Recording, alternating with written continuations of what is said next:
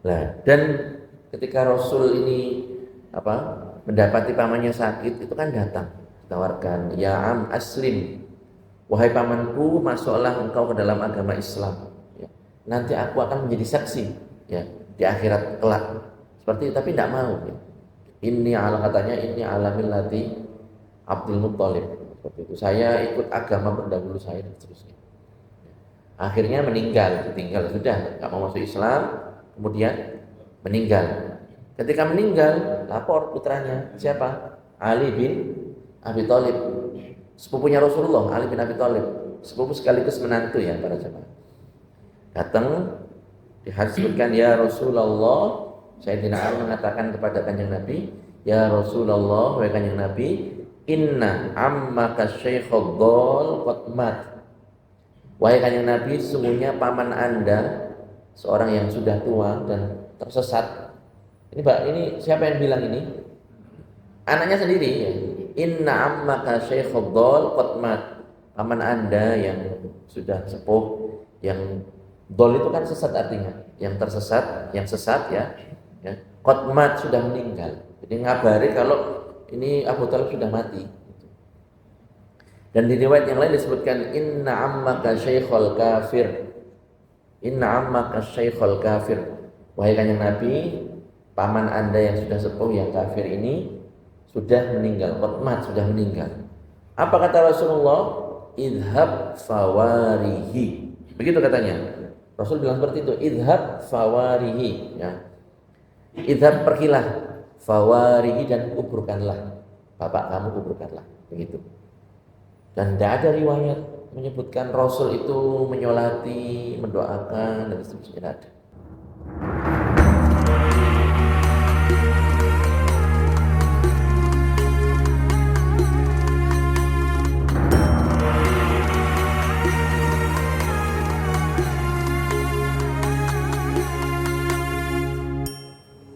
Alhamdulillahirabbil alamin.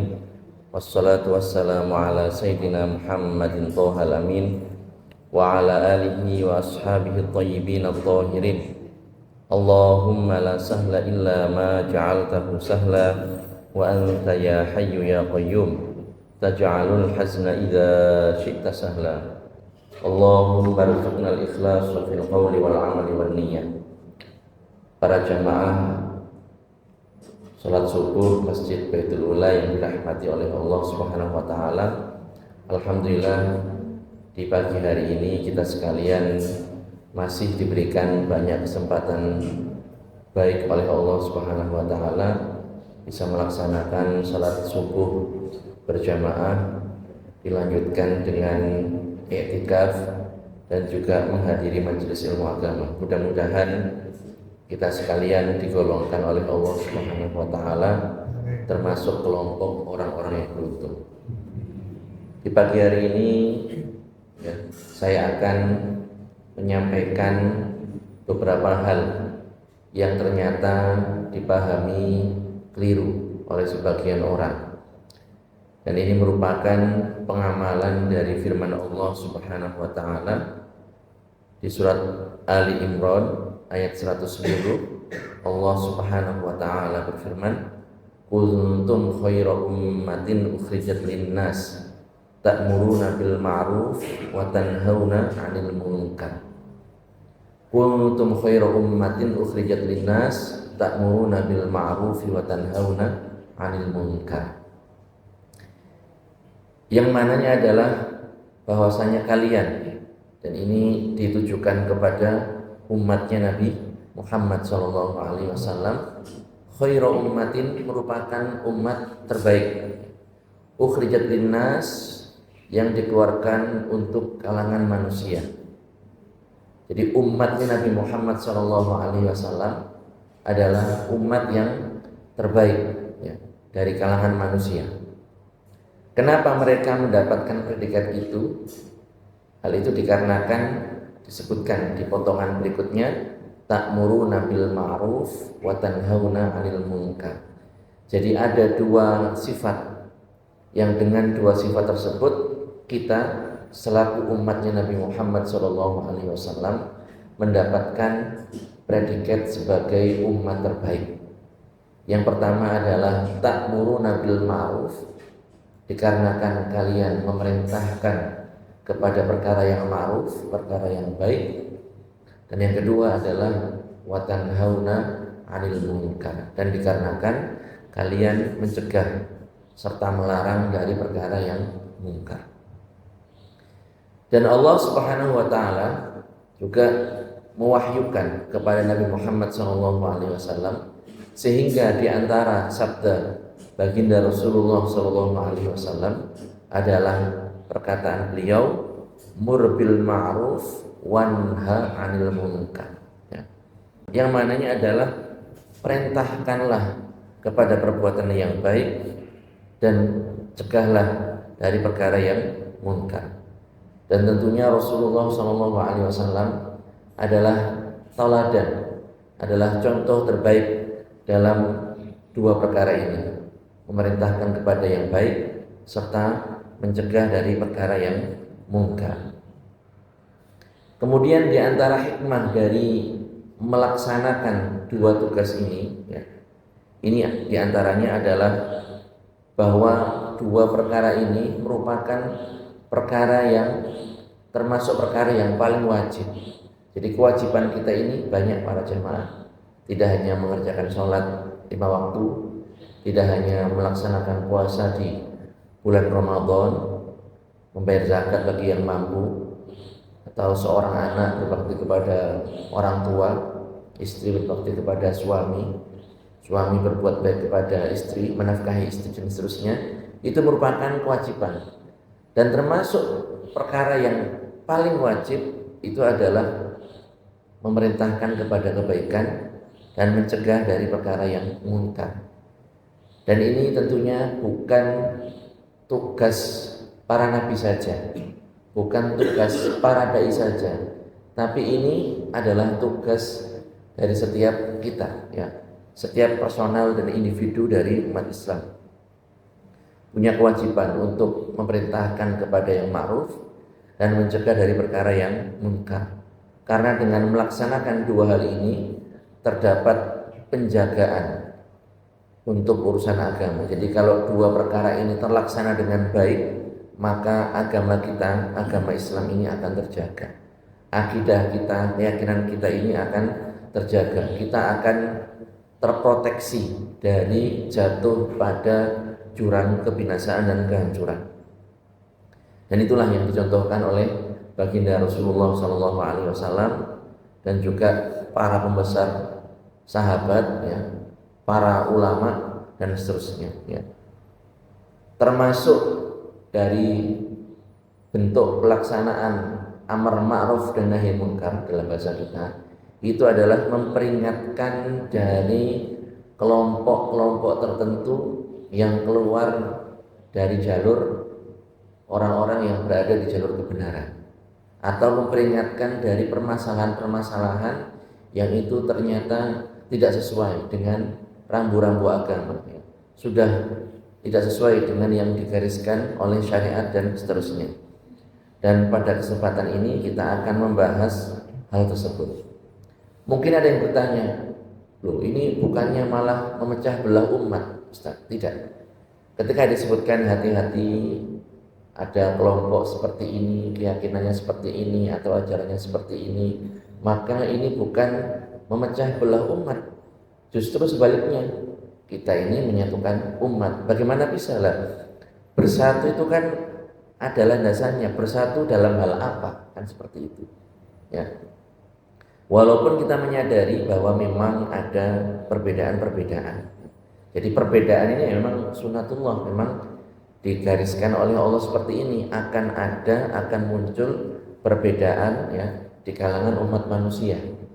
Dan perbedaan itu sendiri ada yang memang ditolerir dan ada yang memang tidak bisa ditolerir, ya.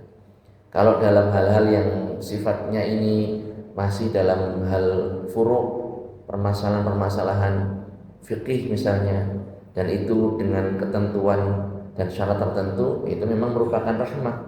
Dan disinilah yang dimaksudkan oleh dengan perkataan ulama, ikhtilaful a'immah rahmah, ya. Perbedaan pendapat Perbedaan pendapat siapa ini? Perbedaan pendapat para imam, para mujtahid. Perbedaan pendapat misalnya Imam Asy-Syafi'i dengan guru beliau Imam Malik, ya, atau dengan Imam Abu Hanifah, atau dengan Imam Ahmad bin Hambal. Perbedaan mazhab ini, ya ini merupakan rahmat. Kita boleh memilih mana yang paling sesuai, mana yang paling bisa kita kerjakan, ya. Itu adalah merupakan rahmat Allah Subhanahu wa taala. Adapun perbedaan-perbedaan yang tidak bisa ditolerir, ya kita tidak punya pilihan lain kecuali hanya memilih yang benar, ya, seperti itu. Dan dalam kesempatan kali ini kita akan menjelaskan hal tersebut. Para jamaah yang dirahmati oleh Allah Subhanahu wa taala, termasuk perkara yang harus kita waspadai, ya, kita wanti-wanti, kita harus mengerti dan kita peringatkan orang lain dari hal tersebut adalah ada yang mengatakan bahwasanya wajib hukumnya atas setiap mukallaf untuk mempelajari semua macam ilmu. Katanya seperti itu. Jadi orang itu harus belajar, semua harus dipelajari, semua harus dimengerti, ya, semua macam ilmu, baik ilmu agama secara keseluruhan maupun ilmu-ilmu duniawi.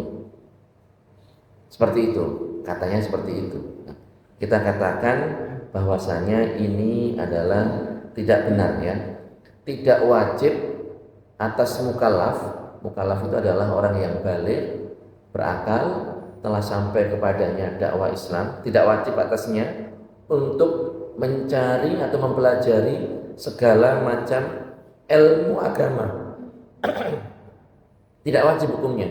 Jadi ilmu agama saja itu hukumnya tidak wajib dipelajari semuanya. Tidak wajib, ya. Yang wajib, ya, yang wajib dipelajari, dan wajib ini ada dua macam. Ada wajib kifayah, ada wajib ain, atau dengan kata lain ada fardu kifayah, ada fardu ain.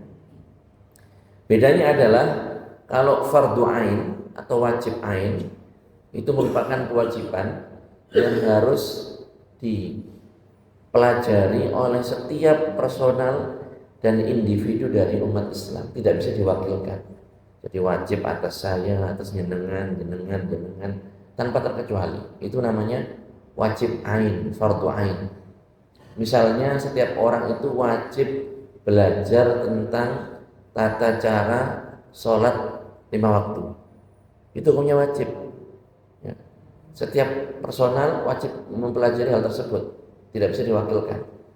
Adapun kalau wajib kifayah atau fardu kifayah adalah suatu kewajiban, ya, yang apabila dikerjakan oleh sebagian kelompok, ya, maka sudah gugur atas yang lain.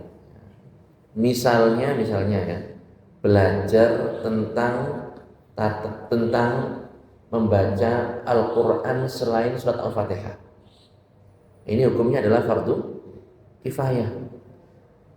Kalau Al-Fatihah bagaimana? Kalau Al-Fatihah ini hukumnya fardu ain. Jadi setiap orang itu wajib hukumnya untuk mempelajari bagaimana membaca surat Al-Fatihah dengan baik dan benar. Adapun surat Al-Baqarah sampai surat An-Nas ini hukumnya adalah fardu kifayah, ya. Jadi harus ada dari kalangan umat Islam di suatu daerah, di suatu wilayah yang mempelajari surat Al-Baqarah, ya, bacanya, cara bacanya, baca yang benar, surat Al-Baqarah sampai surat An-Nas itu harus ada. Kalau nggak ada yang mempelajari di daerah tersebut, ya berarti semuanya berdosa. Nah, seperti itu. Ilmu agama itu juga seperti itu. Ada ilmu agama yang hukum mempelajarinya adalah fardu ain, ada ilmu agama yang hukum mempelajarinya adalah fardu kifayah. Jadi nggak semua ilmu agama itu hukumnya wajib fardu ain, enggak, para jamaah. Ya. Jadi dikatakan bahwasanya mempelajari seluruh ilmu agama itu ya tidak wajib ain, ya, melainkan hanya sebagian saja, ya. Kalau ilmu agama saja seperti itu, apalagi ilmu yang sifatnya duniawi. Itu juga sama. Memang ada beberapa ilmu itu yang harus dipelajari oleh umat Islam. Jadi harus ada dari kalangan umat Islam yang mengkaji dan mempelajari ilmu tersebut. Misalnya tentang ilmu kedokteran. Jadi harus ada memang di kalangan umat Islam itu yang mendalami, mengkaji tentang ilmu kedokteran. Karena memang ilmu semacam ini dibutuhkan oleh umat manusia. Tetapi tidak dikatakan bahwasanya wajib hukumnya belajar seluruh ilmu. Itu tidak benar. Adapun sabda Rasulullah SAW, kan ada hadis yang populer, yang terkenal, yang redaksinya seperti ini: thalabul ilmi fariidhatun ala kulli muslim. Ya, kalau terjemahkan, belajar ilmu agama itu hukumnya wajib atas setiap umat Islam. Itu yang benar. Jadi di sini dikatakan thalabul ilmi, belajar ilmu. Ilmu apa yang dimaksudkan oleh Rasulullah dalam hadis ini? Bukan semua ilmu, bukan segala macam ilmu, bukan. Tetapi yang dimaksudkan adalah ilmu agama. Itu pun nggak semuanya para jamaah. Ya, nggak semuanya. Yang dimaksudkan di sini adalah kadar tertentu yang dibutuhkan. Kita ini wajib mengerjakan sholat, berarti kita harus belajar tentang tata cara sholat. Sholat yang benar. Sholat ini tidak sah kalau tanpa wudhu, kalau berhadas. Maka kita juga punya kewajiban, terkenai kewajiban untuk belajar tata cara bersuci yang benar, mandi wajib yang benar. Nah, yang seperti ini yang hukumnya wajib dipelajari. Jadi maksud dari hadis ini adalah kadar yang dibutuhkan oleh seseorang dalam urusan agamanya. Tidak semuanya, ini hukumnya wajib. Orang misalnya mau menikah, berarti dia harus tahu hal-hal yang berkaitan dengan urusan rumah tangga. Dia suami misalnya, laki-laki yang menjadi suami, maka dia harus belajar apa saja kewajibannya yang merupakan hak istrinya dan seterusnya. Perempuan akan menjadi istri, dia harus belajar. Jadi kewajiban dia selaku istri itu apa yang merupakan hak suaminya. Dan nanti kalau mereka berdua punya anak, kewajiban mereka selaku orang tua itu apa. Nah, ternyata kan praktek di lapangan banyak orang yang tidak memahami. Banyak yang belum paham bahwasanya nafkah ini merupakan kewajiban laki-laki. Perempuan tidak kewajiban, anak tidak ada kewajiban, seperti itu. Sehingga praktiknya adalah suami bekerja, kemudian istri juga bekerja. Kemudian kalau suaminya nggak bekerja begitu, ya ongkang-ongkang di rumah, istrinya yang kelabakan dan seterusnya. Padahal ini kewajibannya suami. Ya walaupun bukan berarti haram ya istri bekerja, tidak para jamaah. Cuman tidak dipahami oleh masyarakat begitu. Sehingga akhirnya apa? Anak tertelantarkan. Jadi akibatnya banyak begitu.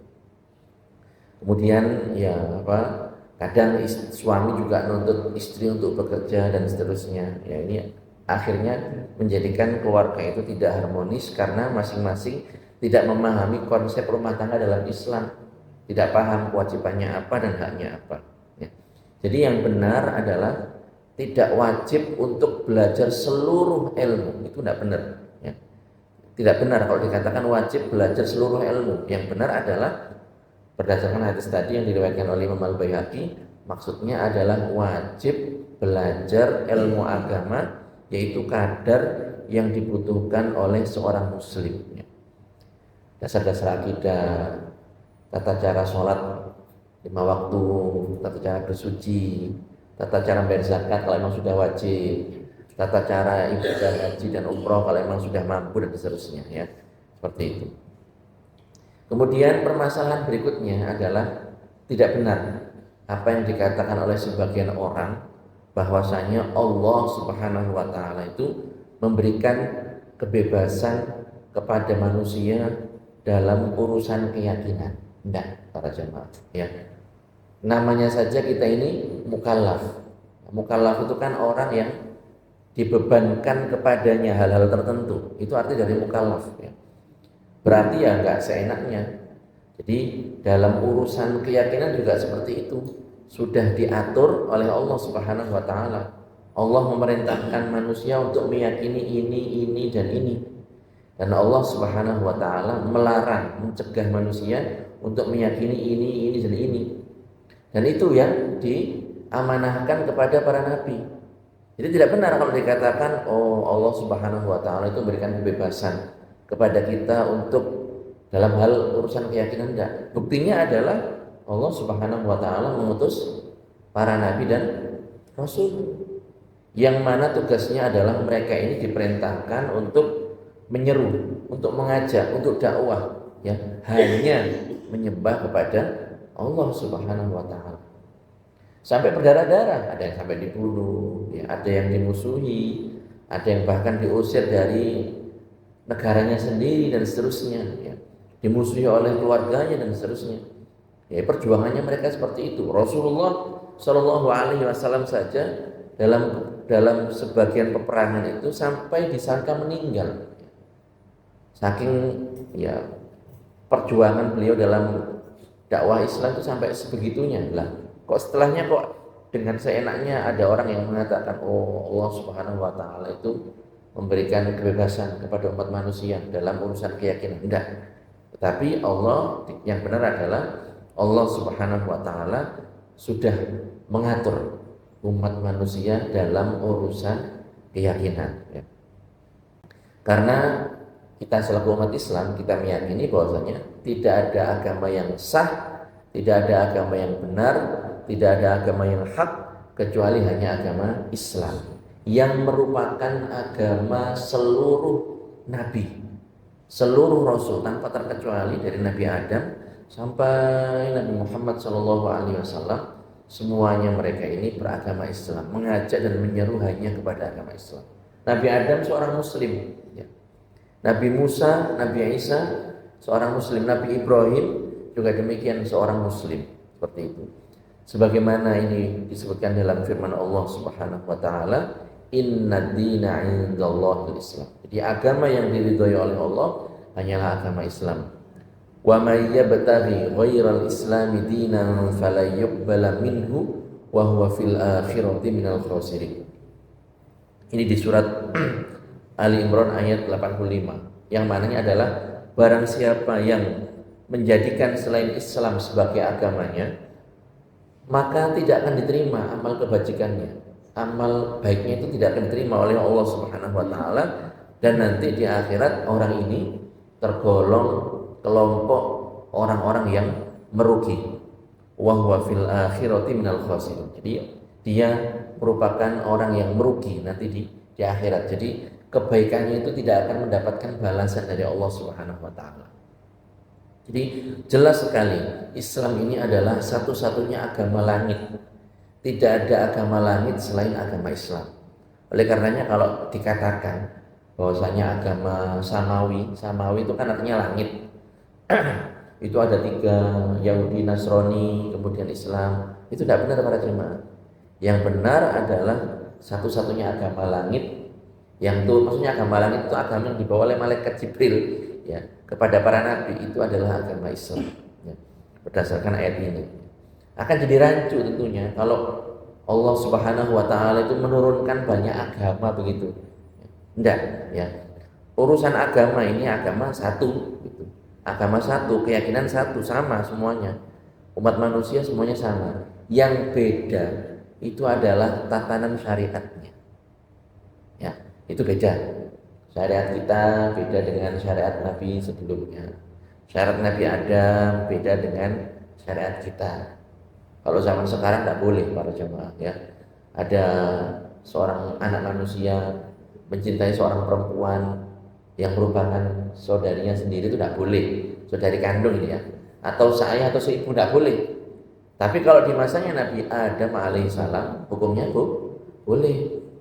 Incest Ustaz, ya enggak. Orang kadang lah, berarti kita ini keturunan orang-orang incest. Ini kan istilah sekarang ini kan.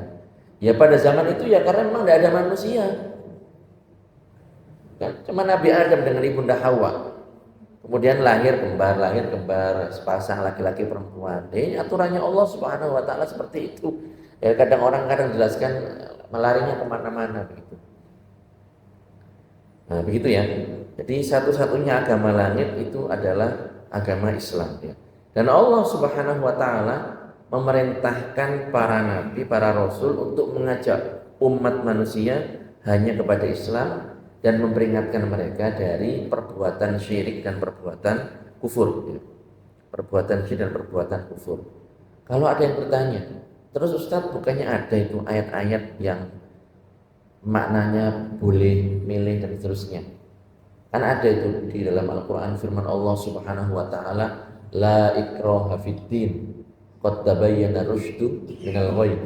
Jadi la ikraha fiddin, kalau memang dilihat maknanya secara kata per kata, la itu tidak ada, ikraha itu pemaksaan, fiddin dalam agama. Makna kalau diartikan kata per kata seperti itu, tapi maksudnya bukan seperti yang dipahami oleh beberapa kalangan, bukan bahwasanya boleh milih terserah, nggak ada paksaan, bukan itu maknanya para jamaah. Jadi maknanya adalah ini terkait kafir zimmi.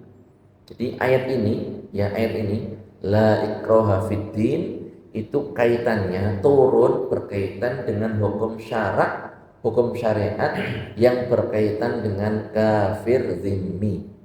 Apa itu kafir zimmi itu? Jadi begini para jamaah, kafir ini macam-macam ya. Kafir ini ada, kalau dalam hal pembagian ini ada dua macam. Ada kafir zimmi, ada kafir harbi. Jadi kafir harbi itu adalah orang kafir yang mereka ini tidak mau menerima hukum Islam, mereka diperangi. Kemaslahatannya adalah kalau diperangi ya, kemudian mereka jadinya masuk Islam, ya mereka akan mendapatkan keselamatan di akhirat, akan mendapatkan kebahagiaan di akhirat, seperti itu. Tetapi kalau mereka tetap kekeh dalam kekafirannya, ya mereka ini nanti ya walaupun di dunia ya hidup damai namanya, nanti di akhirat ya mereka akan celaka untuk selama-lamanya. Sehingga ada ya syariat jihad dan seterusnya, seperti itu. Lah, ketika diperangi ya, maka orang-orang ini namanya adalah kafir harbi. Cuman dalam kondisi tertentu ya ada hukum yang lebih ringan begitu. Orang-orang yang ketika sudah ditawarkan mereka tidak mau ya, tapi mereka rela berada di wilayahnya orang Islam, tunduk dan patuh dengan hukum Islam, maka mereka ini disebut dengan kafir zimmi. Kafir zimmi ya. Kalau tadi kan diperangi ya. Kalau kafir zimmi berarti ini adalah orang-orang kafir yang hidup di wilayah kekuasaan Islam dan mereka ini tunduk dan patuh dengan hukum Islam. Nah, mereka ini punya kewajiban untuk bayar yang namanya jizyah setiap tahunnya sekian-sekian dan seterusnya. Lah, inilah yang dimaksudkan dalam ayat ini. Sudah, kita sudah diperangi, kemudian nggak mau masuk Islam, ya sudah. Artinya apa? Kita umat Islam ini tidak akan bisa memaksa hati mereka. Kita cuma bisa memaksa fisiknya saja. Seperti itu. Sehingga turun ayat ini, la ikraha fiddin. Jadi maksudnya adalah orang-orang kafir dhimmi yang semacam ini, yang hidup di bawah pemerintahan umat Islam ya, kita tidak bisa memaksa hati mereka, karena memang itu hidayah dan itu ya wewenang Allah Subhanahu wa taala, seperti itu. Jadi bukan maksudnya orang bebas milih agama mana saja, kepercayaan mana saja, bukan. Begitu juga dengan firman Allah Subhanahu wa taala, lakum dinukum waliyadin. Ini juga bagimu agamamu, bagiku agamaku. Jadi bukan serta-merta kayak gitu, enggak. Ini punya makna. Maknanya adalah bahwa lakum dinukum waliyadin, bagimu agama, bukan diterjemahkan sesimpel itu ya. Tafsirannya adalah lakum dinukum ya, agama kamu, agama kalian adalah agama yang batil, tinggalkanlah ya. Waliyadin, dan agamaku, kata Rasulullah, karena ini yang mengatakan adalah Rasul di nas dalam ayat, adalah agama yang benar, yang hak, maka ikutilah. Bukan maksudnya orang boleh milih agama dan seterusnya, bukan. Begitu juga kalau ada ayat yang lain juga yang mirip ya, yang disalahpahami juga oleh beberapa orang. Faman syaa'a falyu'min wa man syaa'a falyakfur. Kalau diterjemahkan sesuai dengan kata per kata, yang mau silahkan beriman, yang mau silahkan kafir, silahkan kufur, kan begitu. Faman syaa, barang siapa berkehendak, falyu'min, hendaknya dia beriman. Waman syaa falyakfur, barang siapa berkehendak, dia silahkan kafir. Sepertinya kayak gitu, tapi sebenarnya tidak ini para jamaah, bukan itu maksudnya. Jadi ayat ini bukan keringanan, orang boleh milih ini, boleh milih ini, enggak. Tapi ayat ini merupakan ancaman, karena ada lanjutannya para jamaah. Jadi lanjutan ayat ini adalah faman syaa'a falyu'min wa man syaa'a falyakfur. Kemudian inna a'tadna lidzalimina naran ahata bihim suradiquha. Barang siapa yang berkehendak silakan beriman. Barang siapa yang berkehendak silakan dia kafir. Tetapi kami menyiapkan neraka jahanam untuk orang-orang yang zalim. Nah, ini berarti apa? Apa ini maksudnya? Ancaman dari Allah Subhanahu wa taala. Dan ini juga kita pakai dalam bahasa kita sehari, kita pakai begitu kan. Ada orang tua punya anak gitu kan. Sudah dinasehati, sudah dikasih tahu kalau jam sekian itu tidak boleh keluar gitu kan. Kemudian celingak sampai ke pintu, sampai ke gerbang, kemudian orang tuanya tahu begitu kan, ketangkep basah TOT itu, bahwa pemukul terus nol. Lah ini kan bukan berarti oh ya wes pinter, anak soleh, petua wes, tidak, bukan gitu maksudnya. Maksudnya adalah jangan terusin. Kalau terusin ini nanti yang bicara bukan mulut lagi.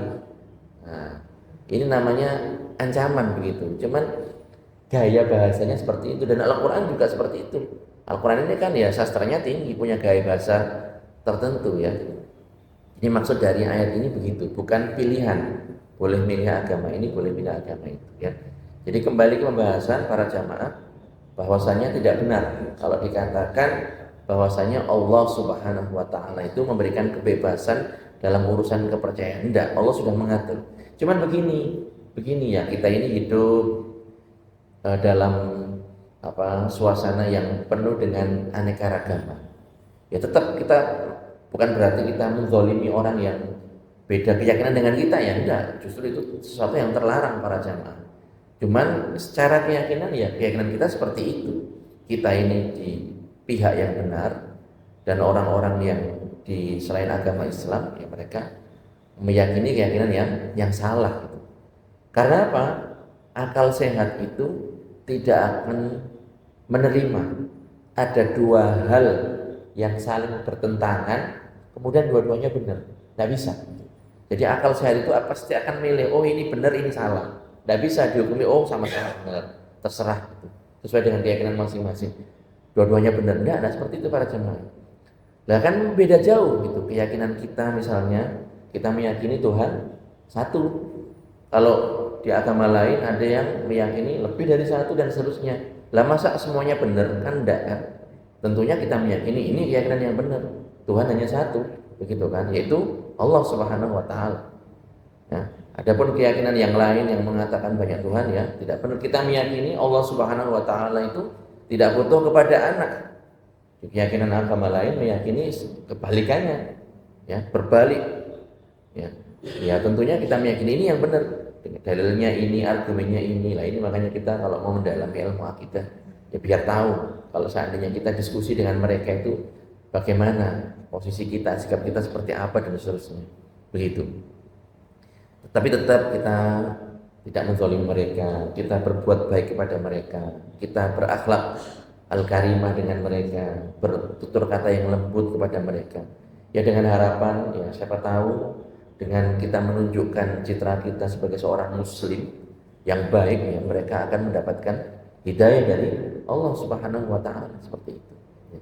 Tapi tentunya kita tidak mengakui kebenaran ya keyakinan mereka. Ya, karena memang Allah Subhanahu wa taala sudah mengatur, sudah memerintahkan kepada kita supaya meyakini keyakinan yang benar.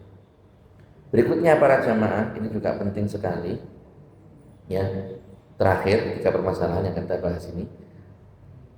perkataan sebagian orang yang menyebutkan bahwasanya Abu Thalib.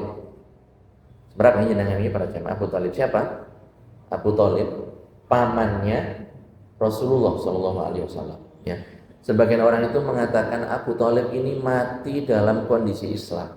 Ini tidak benar. Ya.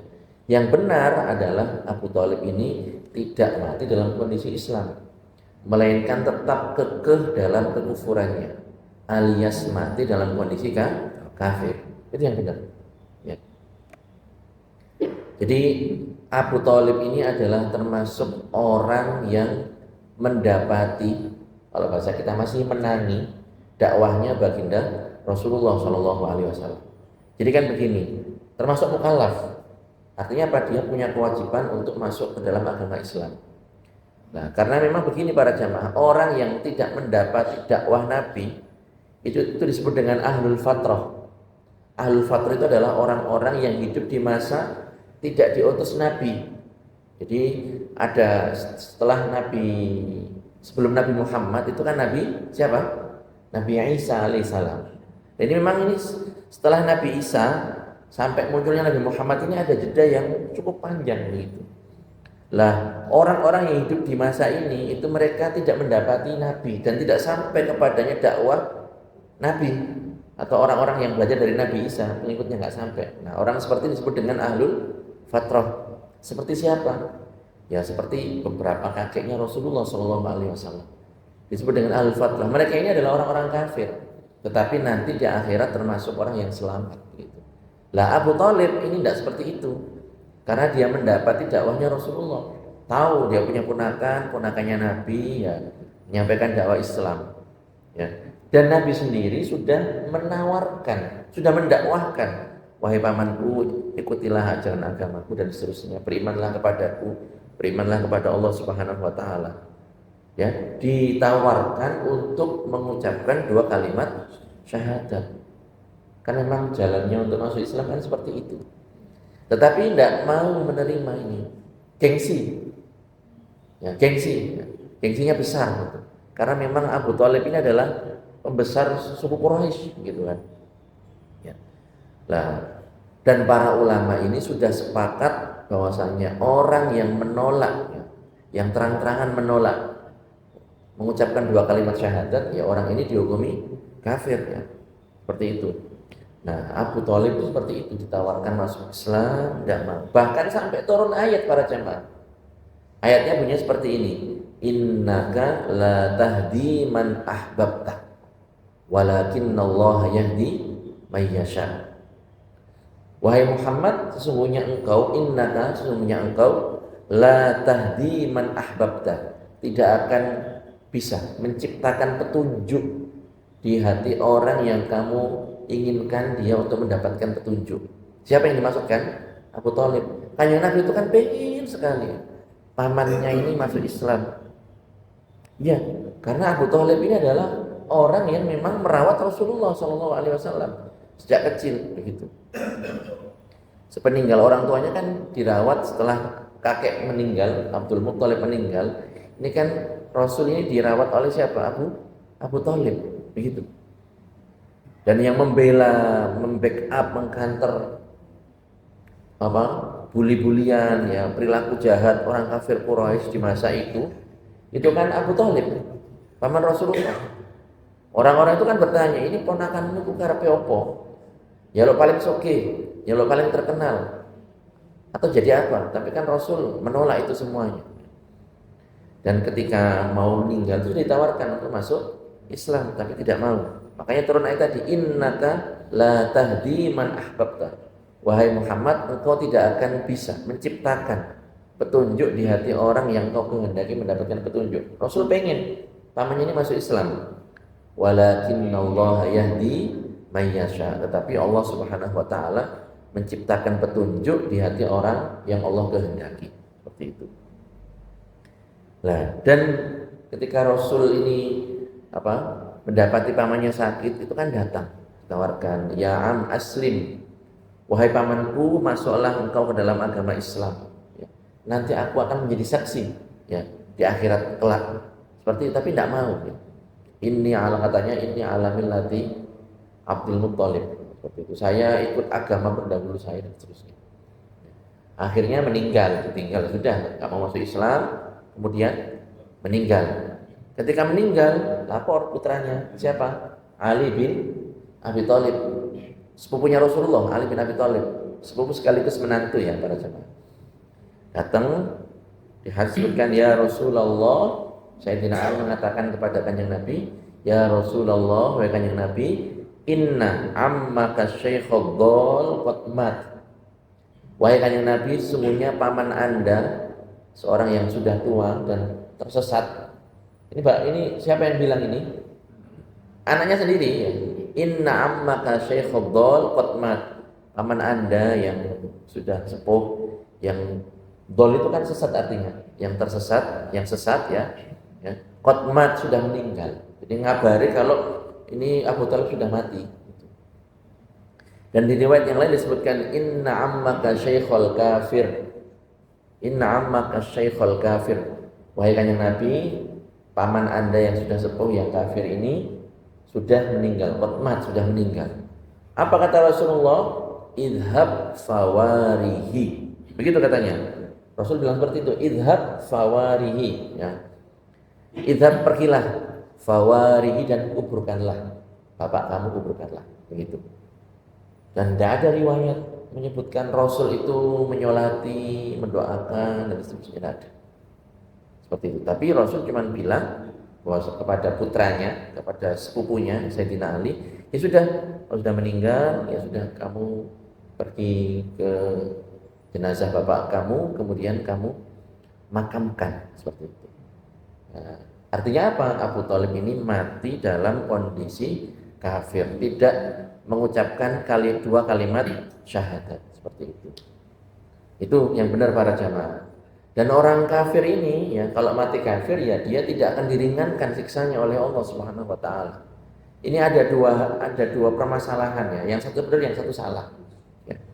Berkaitan dengan Abu Thalib itu, sebagian orang itu mengatakan bahwasanya Abu Thalib ini diringankan siksanya oleh Allah Subhanahu wa taala. Tidak benar. Yang benar adalah Abu Thalib itu mendapatkan siksa yang paling ringan para jamaah. Beda loh ini ya. Ya, jadi beda ini, dua hal ini beda. Yang pertama tidak salah, yang kedua benar. Jadi Abu Thalib itu adalah orang yang mendapatkan siksa yang paling ringan. Bukan Abu Thalib itu diringankan, bukan seperti itu. Karena orang kafir itu tidak diringankan siksanya oleh Allah Subhanahu wa taala. Begitu. Cuman ya begitu. Antar orang-orang yang mendapatkan siksa orang-orang kafir ini ya siksanya beda-beda gitu. Tapi bahasanya tidak diringankan. Ada yang lebih ringan daripada yang lain, itu ya memang. Tapi bukan bahasanya diringankan. Kalau diringankan itu misalnya kita bawa beban 100 kilo, diringankan separuhnya menjadi 50 kilo, itu diringankan. Jadi ini harus dipahami sebagaimana mestinya. Soalnya orang-orang itu mengkaitkan dengan pelaksanaan Maulid Nabi begitu. Nah ini tidak benar. Ya kita merayakan Maulid Nabi, kita senang dengan Maulid Nabi, itu sesuatu yang bagus, kita tradisikan, kita rutinkan dan seterusnya. Tapi jangan berargumen dengan yang seperti ini, karena ini bertentangan dengan ayat Al-Quran. La yukhaffafu anhumul azab. Ya. Orang-orang kafir itu tidak akan diringankan siksanya oleh Allah Subhanahu wa taala. Seperti itu. Ayo ke Syahama, pondok penuh berkah, belajar ilmu agama, hidup jadi lebih indah.